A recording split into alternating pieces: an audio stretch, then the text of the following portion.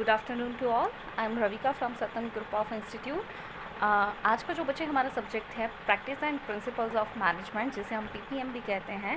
हमने जो आज टॉपिक करना है वो करना है फंक्शंस ऑफ मैनेजमेंट, कि मैनेजमेंट के जो है फंक्शंस क्या होते हैं। ठीक है, अब सबसे पहला फंक्शंस यानी कि जो हमारी मैनेजमेंट है अगर जो वो काम कैसे करती है। ठीक है, यानी कि किन बेसिक प्रिंसिपल्स के ऊपर या किन स्टेप्स को हमें ध्यान में रखना पड़ता है अगर जो हम मैनेजमेंट की बात कर रहे हैं या अगर जो हम मैनेजमेंट चला रहे हैं। ठीक है, तो सबसे पहला आता है प्लानिंग। इसमें 6 बेसिक फंक्शंस जो हैं वो होते हैं। ठीक है, लेकिन जो फर्स्ट स्टेप आता है वो प्लानिंग। प्लानिंग क्या होता है कि आपने जो यहाँ पे सोचा है उसे आपने एग्जैक्टली में या एक्चुअल में इम्प्लीमेंट कैसे करना है, इस चीज़ को हम बोल देते हैं फंक्शन। फंक्शन होता है कि जब हम किसी चीज़ को प्लान करते हैं। ठीक है, प्लानिंग सबसे पहला था जब आपने प्लान करना है। प्लानिंग क्या होता है, पहले ही हमने डिसाइड करना है, डिसाइडिंग इन एडवांस, कि जब हमें पहले से ही पता है हमारा नेक्स्ट स्टेप जो है वो क्या होगा, उसे हम क्या बोल देते हैं प्लानिंग।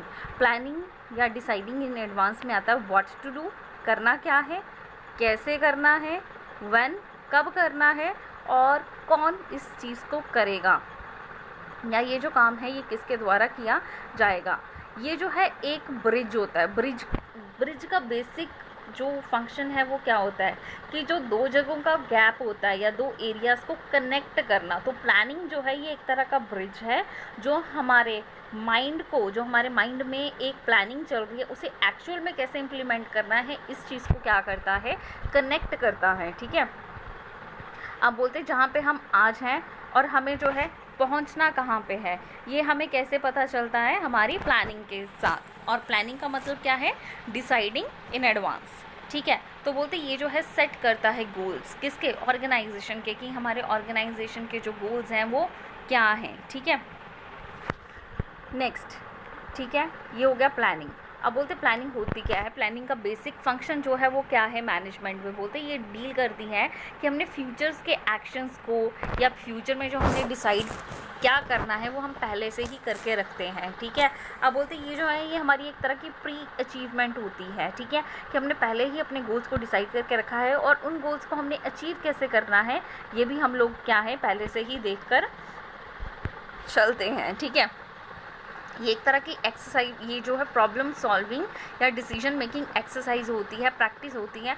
प्लानिंग जो है वो हमारे एक्शंस के द्वारा, प्लानिंग हमने किस लिए करनी है कि जो भी हम एक्शंस कर रहे हैं उन्हें हम जो है अपने डिज़ायर गोल को कैसे अचीव कर सकते हैं, यानी कि हम ऐसा क्या काम करें जो जिससे कि हमने जो सोचा है वो हम अचीव कर लें। ठीक है, प्लानिंग जो है ये एक सिस्टमैटिक थिंकिंग होती है, स्टेप बाय स्टेप। ये नहीं है कि आपने 4th स्टेप पहले ले लिया और फर्स्ट जो है वो लास्ट में ले लिया, नहीं, ये एक सिस्टमैटिक वे होता है कि आपने अपने जो गोल्स डिसाइड किए हैं, जो आपने पहले से ही डिसाइड करके रखे हैं, तो आप उन्हें जो है कंप्लीट कैसे करोगे। ठीक है, ये आपको जो प्रॉपर यूटिलाइजेशन की एश्योरेंस देता है, आपको ये बताता है कि आपने जो अपनी चीज़ें हैं वो आपने पूरी तरह से यूटिलाइजेशन कैसे करनी है, चाहे वो ह्यूमन है या फिर वो नॉन ह्यूमन रिसोर्सेज हैं। ठीक है, इसमें जो है सारी की सारी परवेसिव होती हैं। ठीक है, इसमें जो है हमारी इंटेलेक्चुअल एक्टिविटीज़ होती हैं, ये हमें कन्फ्यूजन्स को अवॉइड करने में हेल्प करती हैं। और जो अनसर्टेनिटीज़ होती हैं यानी कि रिस्क वगैरह जो है राइज होता है, उसके लिए हमें पहले से ही प्रिकॉशंस जो हैं वो लेने पड़ते हैं, या हम जो है अपने रिस्क को कैसे मिनिमाइज़ कर सकते हैं ये भी हमें ये बताता है। नेक्स्ट है ऑर्गेनाइजिंग।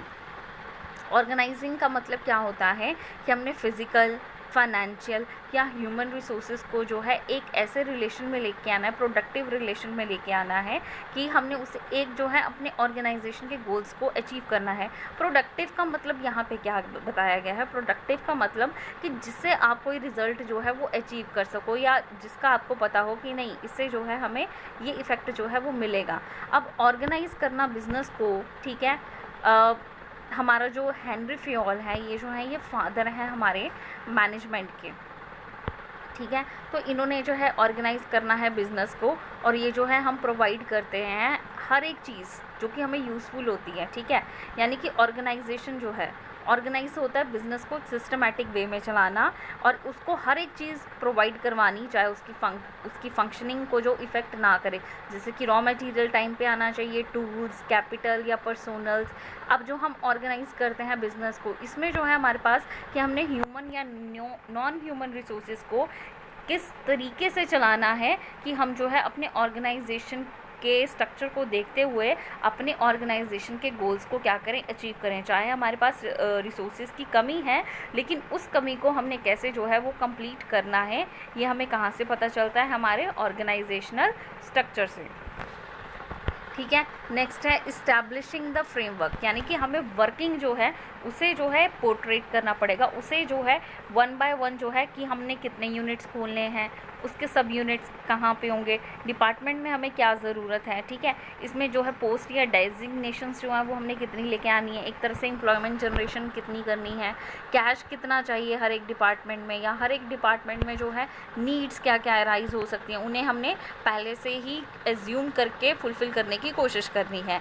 हमने जो है अथॉरिटी किसको देनी है, रिस्पॉन्सिबिलिटी जो है वो कौन कौन उठाएगा, कौन उस चीज़ को चलाएगा, ये सारी चीज़ें जो हैं ये हमारी ऑर्गेनाइजिंग के अंदर आती है। जब एक बार हमने डिसीजन ले लिया तो ऑर्गेनाइजेशन का जो स्ट्रक्चर है वो सेटअप हो जाता है। ठीक है, कि हमने क्या काम किसको देना है, कौन वो काम करेगा, हमें कितने पर्सन्स की ज़रूरत है, क्या रिक्वायरमेंट्स हैं, वो हमने सारी चीज़ें जो है वो क्या करनी है, देखनी है। ठीक है, अब हमारे पास जो नेक्स्ट है वो है ऑर्गेनाइजिंग जो है ये एक तरह की प्रोसेस होती है जिसमें क्या क्या आता है, यानी कि ये एक ऐसा प्रोसेस है, प्रोसेस में जो हम काम करते हैं स्टेप बाय स्टेप। ठीक है, ये ऐसा प्रोसेस है जिसमें हमारे पास आइडेंटिफिकेशन आती है, हमारे पास क्लासिफिकेशन आती है ग्रुप ऑफ एक्टिविटीज़ की, असाइनमेंट होता है ड्यूटीज़ का कि ड्यूटीज़ कौन कौन पर्सन लेगा, डेलीगेशन या अथॉरिटी या क्रिएशन जो है हमारी रिस्पॉन्सिबिलिटी की वो कौन करेगा, इसमें जो है कोऑर्डिनेटिंग अथॉरिटी क्या होगी, रिस्पॉन्सिबिलिटी रिलेशंस जो हैं वो क्या आएंगे, ये सारे हम इसमें देखकर चलते हैं। नेक्स्ट आता है स्टाफिंग।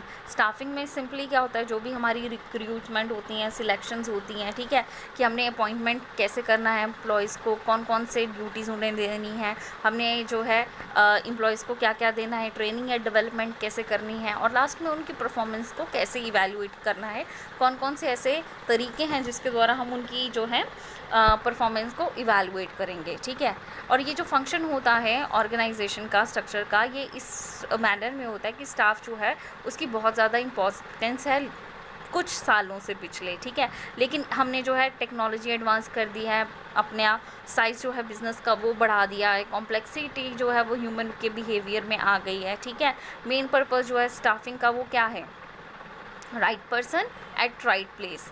ठीक है, अब यानी कि आपने सही बंदे को सही जगह पे जो है वो रखना है, तभी आपका जो है ये स्टाफिंग जो है ये पॉसिबल है। ठीक है, अब इसमें जो है आपके पास जो है कई बार राउंड रूल्स होते हैं। स्टाफिंग का मेन पर्पस है कि अपने राइट पर्सन को या क्वालिफाइड पर्सन को क्वालिफाइड पोस्ट के ऊपर ही अप्लाई करना है, या किसी पर्सन में कुछ क्वालिटीज़ होती हैं, उनकी क्वालिटीज़ को देख के ही हम उन्हें वर्क असाइन करेंगे।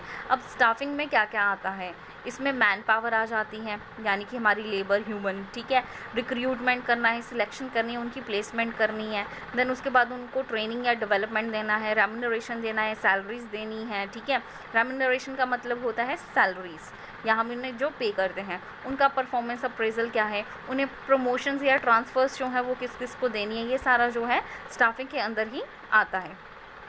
नेक्स्ट है डायरेक्टिंग। डायरेक्टिंग का मतलब क्या है कि आपने जो है एक डायरेक्शन देनी है कि पर्सन ने काम कैसे करना है, कब करना है, उसे जो है कौन सा काम ज़्यादा अच्छे तरीके से करना आता है, तो उसके अकॉर्डिंग हम देते हैं। इसमें जो हम डायरेक्शन या इंस्ट्रक्शन जो है वो एम्प्लॉयज़ को देते हैं ताकि हम जो है अपनी जॉब जो है वो करवा सकें। इसमें लीडरशिप क्वालिटीज़ जो हैं वो हमें रिक्वायर होती हैं। मोटिवेशन करना है एम्प्लॉयज़ को, इसमें जो है मॉनेटरी या नॉन मॉनेटरी इंसेंटिव्स आते हैं। ठीक है, क्योंकि इसमें जो है कम्युनिकेट करना है हमें अपने स्टाफ के साथ एक रेगुलर इंटरवल्स में, ताकि हम जो है उनकी परफॉर्मेंस को या उन्हें जो है मोटिवेट कर सकें अच्छे वर्क के लिए, या जो है उन्होंने अच्छा अपनी परफॉर्मेंस दी है उसके लिए हम उन्हें क्या कर सकें, मोटिवेट कर सकें। ठीक है, नेक्स्ट ये जो है ये पार्ट है मैनेजरियल फंक्शन का, जो कि क्या करता है हमारे मेथड्स के साथ कि हमारी वर्किंग एफिशिएंसी को जो कि हमने अपने ऑर्गेनाइजेशन के पर्पस के लिए किया है हम उसे अचीव कर सकें। ठीक है, इसमें एंटरप्राइज जो होता है वो इमोशंस में होता है। ठीक है, कि हमने पीपल कैसे काम कर रहा है। ठीक है, क्योंकि प्लानिंग भी कर ली, ऑर्गेनाइजिंग भी कर ली, स्टाफिंग भी कर ली। ठीक है, लेकिन जब तक हमने उनको डायरेक्शन ही नहीं दी, ये सारी चीज़ें जो हैं वो क्या है, यूज़लेस हैं। ठीक है, अब देख लो मैंने क्या किया, मैंने प्लान कर लिया, ऑर्गेनाइज़ कर लिया, ठीक है, उसके बाद स्टाफ भी ले आई,